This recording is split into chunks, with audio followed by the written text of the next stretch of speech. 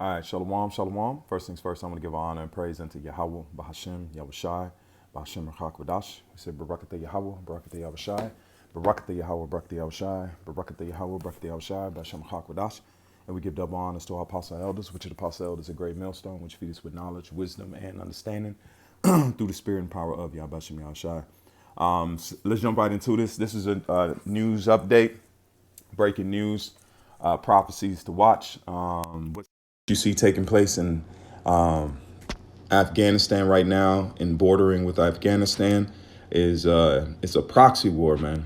So these are part of the prophecies too, because we know that Gog is going to come into the protection of Persia, which is now named as Iran. All right, that's Iran's main backer, main major player in the stage. So any attack that seems to overwhelm them, they're going to call Russia immediately. And so if Russia starts going, it comes in there. Guess this is a proxy war happening on the earth right now. This is the third woe, the beginnings of the third woe, because we're still waiting on the MOT. All right, we're still waiting on that Mark Wahlberg, the Marky Mark. So when that actually comes into play, the stage is already set. Things are going to move quick. Things that, just like the apostles of the elders say, it's going to move quick. It's not going to tarry. Right now, it's tarrying, because what did the Lord say? Okay, it says that the angels are holding the four winds. Okay, let's start with that real quick. Let's look at that real quick. And let's go ahead and get this definition real quick, because what are we in now? It's a proxy war. All right. It says the definition of proxy war. Let's go to Wikipedia. Proxy war is an armed conflict between two states or non-state actors. See, actors, one or both of which act in the instigation or on behalf of other parties that are directly involved in the hostilities. Remember this definition right here. Okay, so now let's pull this up right here. Watch this. Let's go here and say, let's say,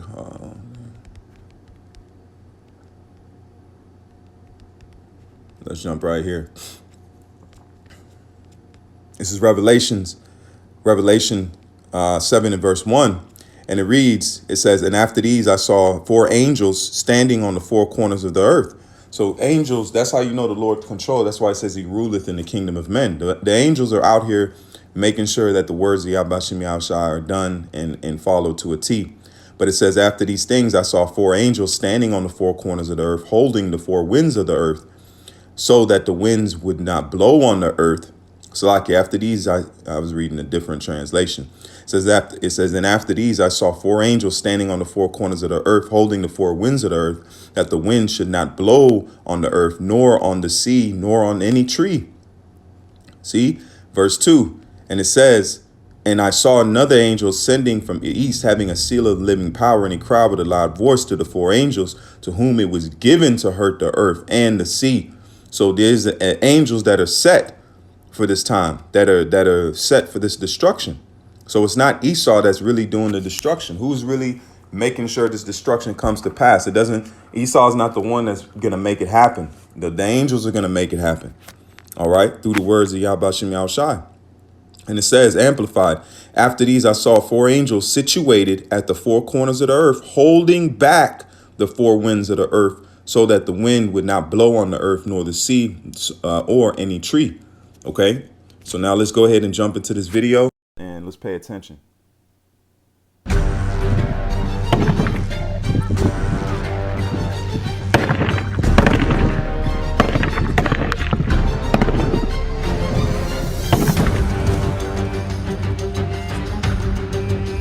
See, it says Taliban fighters using Humvees with M40 guns.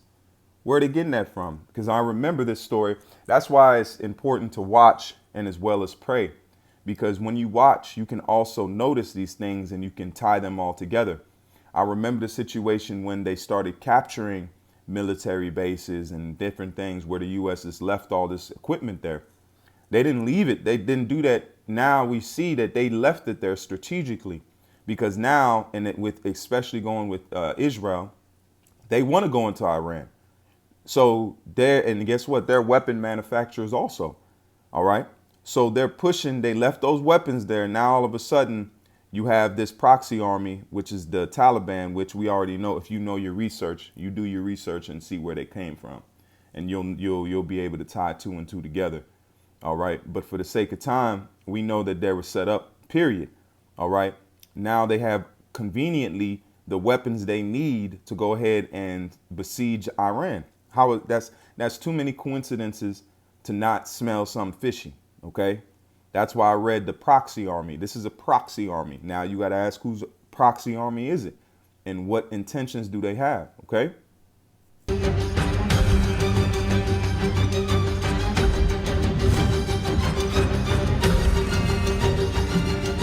Will US arms help Taliban win water war against Iran? So it seems water, but what's the real cause? What do they really want to go in there and do? Because this water has this conflict has been known for a generation. So what's going on here? Why is it all of a sudden now at this time? Okay.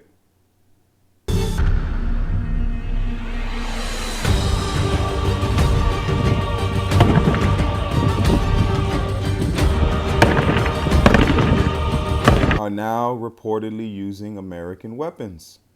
Come on, man. Proxy.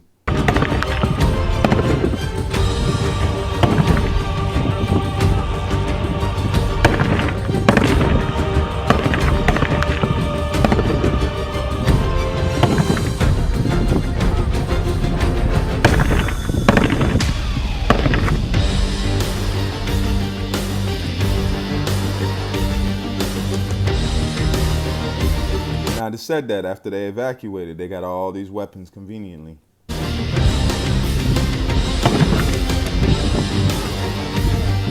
So we got to watch the situation. All right. That's why it says watch as well as pray. So we got to watch these because this is the signs of us being taken out of this place, man. All right. Home is almost around the corner, man. You can definitely smell it damn near, man. We ready, because guess what? Just like Yahushua said, told Judas, go do what you have to do, man. Because Yahushua knew that guess what? When he did that, it's over with. It's like ripping the Band-Aid off. Just rip it off. This is Ezekiel 38 and verse 7. And it says, get ready. It says, be thou prepared and prepare for thyself, thou and all thy companies as are assembled unto thee, and be thou a guard unto them. And this is dealing with Russia. All right, Ezekiel 38 chapter, very well-known chapter. So at some point, Russia will have to guard Iran. This is what the scripture is breaking down. We don't know how it's going to transpire. We don't know how it's going to take place, but there's going to be a situation where the Russian army will have to guard Iran against some kind of conflict. Okay, so these are the things we must watch for. Okay, and verse 8, and it says, after many days thou shalt be visited in the latter years, thou shalt come into the land. Salaki, that's it on that. Let's jump right here. Let's go to the let's jump to Isaiah 8 and verse 9. This is Isaiah 8 and verse 9. And it says, associate yourselves, O ye people, and ye shall be broken in pieces. And give ear, all ye are of a far country. Gird yourselves, and ye shall be broken in pieces. Gird yourselves, and ye shall be broken in pieces. So this is the Lord said he's come to prepare war. He's coming for war. He's not coming for, he's come to send a sword on the earth. All these conflicts is going to lead to a mass amounts of death, man. Okay. It says, take counsel together, and it shall come to naught. Speak the word, and it shall not stand, for Yahweh is with us. That's going into something else, but the main point is here. The Lord is assembling these people in the plans of the prophecies of the Lord's. It's not the Esau. It's not none of these nations. That's why Psalms, the 2nd chapter says, why do the heathen rage? They imagine a vain thing. That's why we're going to have to burn all these weapons, man. It's time for the earth to be at peace. These nations need to learn war no more because they'll just kill each other, man. That's why we have to have a dominant factor in the earth, a guideline. And that's you, Jakes, you Israelites. We're going to be the new dormitory, the dominant ones on the earth. That's why they're not going to learn war anymore. Because if they learn war, we're going to check it, man. through the Spirit and power of Yahweh Shem Yahushua. This is Matthew 24 and verse 6. And it says, let's go here. It says, and ye shall hear of wars and rumors of wars. See ye be not troubled, for all these things must come to pass, but the end is not yet. So we waiting. The end ain't yet, but it's close. That's what it says is not yet, but hey, watch. Okay? That's why you have to prepare yourselves for the times you have to watch everything, because we have multiple fronts going on right now with the China situation, with the Ukrainian situation, now with the Iranian situation. These are fronts. These are battle fronts. If you ever played any World War III games or any war games, that's how war games go. There's fronts. There's this front fighting here, this front fighting there. It's not all concentrated in one area, but it's all going to lead down to the valley of Jehoshaphat, which is Yahweh Shaphat, which means Yahweh's judgment. Okay. This is Joel 3 and verse 9. And then we're going to end it here. It says, proclaim ye among the Gentiles, prepare war, wake up the mighty men. Let all the men of war draw near, let them come up. So we in that time. The Lord is stirring up these men, the men of war, because the Lord wants them to be battling. And so we can go ahead and do away with a large amount of the so-called fighting regiments in the earth, man.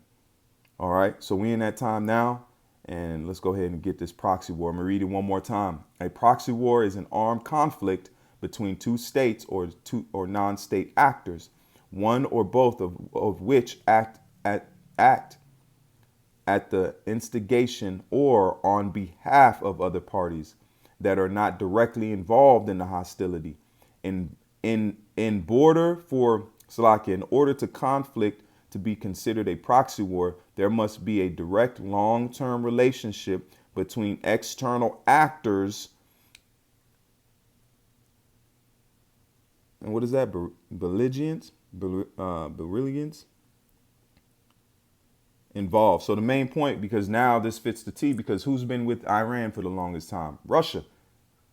That's why Russia got their drones from Iran. Who's been with the Taliban? Do your research. So with that, I want to say, call Haloyim Yahweh, Bahashem, Yahushai, Bahashem, Rachak say Barakatah Yahweh, Barakatah Yahushai, Barakatah Yahweh, Barakatah Yahushai, Barakatah Yahweh, Barakatah Yahushai, Bahashem, Rachak. Until next time, I say Shalom and more now than ever. Keep faith.